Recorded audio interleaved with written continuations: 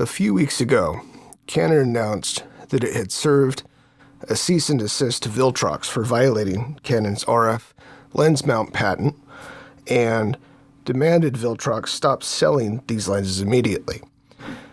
Everyone knows that's what happened because when it happened, the internet went crazy. I have my views on this, but what I'm about to say is very inflammatory. And so before I say it, I wanted to make sure that I'm not way out of line. Because what I see is that the people making the most noise about this are amateurs. And speaking with the professionals that I know, we're all pretty much on the same page in that we support Canon. You should be forewarned that this rabbit hole goes a bit deep. So buckle up, because here we go.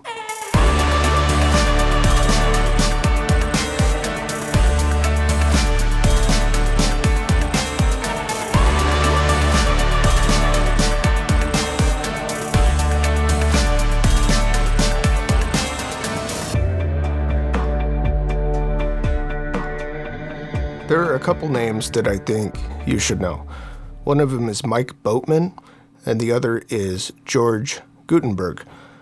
Mike Boatman and George Gutenberg are both commercial interiors photographers like I am, and both of these gentlemen have been victims of copyright infringement over the course of their careers many, many times.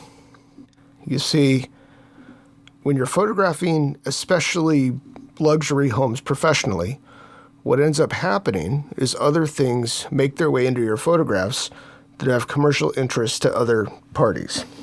So, for instance, I'm photographing a beautiful kitchen in a multi-million-dollar home. Within the photograph is going to be high-end cabinetry. It's going to show appliances that are very high-end, and it's going to show faucetry and cabinet hardware. All of these things in these very high-end homes are very custom and very expensive. And what that does is dangle the carrot when the images are produced of the spaces to all of these other entities. And what ends up happening sometimes is you get your copyright infringed directly by these companies. That's just the tip of the iceberg, though, because even more problematic is the real estate marketing machine that are the multiple listing services all across the country, which have been operating under an illegal premise for quite a long time.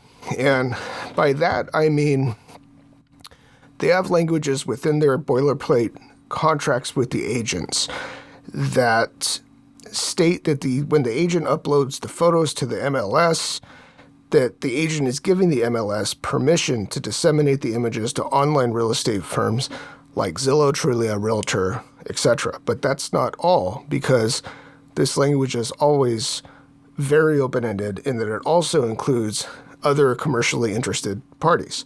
And so let's say our example that I gave, photographing a high-end kitchen. It has a Thermador range or a sub-zero fridge and things like that in it. What has been happening is instead of another source of income for me, the photographer, the copyright holder, the author of the photograph, these photos are getting scalped off of stock imagery websites for pennies, because that's where they're illegally ending up when these MLS conglomerates steal them. The manufacturers of things like Wolf ranges, they'll otherwise pay a lot for those photographs. And I know fellow real estate photographers that make a pretty decent side income selling images of homes they've shot to these different companies. But in our example here, I've now lost that income because I have not been able to capitalize on something that's rightfully mine because it was stolen from me. This is really what Mr. Boatman and Mr. Gutenberg's lawsuits are all about, and there are several of them. Some of them are naming individual MLS services, and others are naming the conglomerates like the Zillows and the Trulias and the Realtors of the world. And it's kind of a big thing in the interiors photography industry right now. We're all keeping an eye on this because we all would like to see the boilerplate language on the MLS contracts change so we can have our copyright respected on these images. So drawing the parallel here, this is exactly what is happening with Canon and their RF lens mount. You have companies like Viltrox that will reverse engineer this mount and its protocols so they can make lenses that are typically not as good as the OEM Canon lenses anyway, but they're cheaper. Now, what Canon's rightful move to squash that has done has created a firestorm of victims within the photography community. However, professional photographers like myself and like my circle of commercial photographer friends, we get it, and we agree with Canon on this. That is their property, and they've spent a ton of money developing, testing, refining, just to have third parties take money from them. And what's even worse is it's not just lost sales from Canon.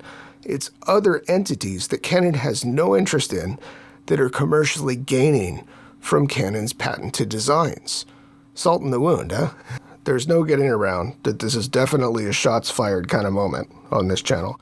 I don't know if I've ever said anything as divisive as this before, but as I've been watching this play out with the whole third-party lens mount thing, and as I've seen the YouTube videos come out from buffoons who act like someone just kicked their dog, I've just been getting more and more frustrated about this because that point of view is a really selfish, naive, and short-sighted point of view. What should be important to all photographers here is that you have a company within the photography community that is taking steps to protect their patented copyrighted work. And that, for all of us, should be a great thing to see happening. Sorry if I called you buffoon, but if that's you, hey, own it. See ya.